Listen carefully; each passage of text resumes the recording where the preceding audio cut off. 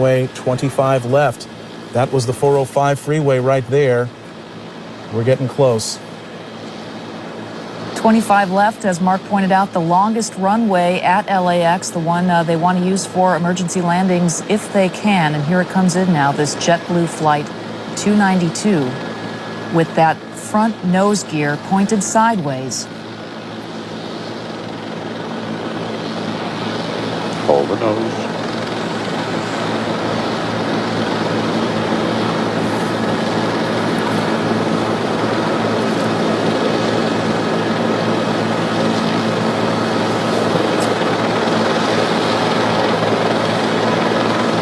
Seen a lot of smoke, but so far it's still intact.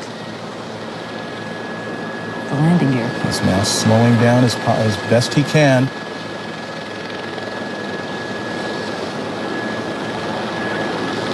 End of the runway. Mighty strong landing gear here. That's the tires burning out there. All right. Best of all possible scenarios, it did not collapse.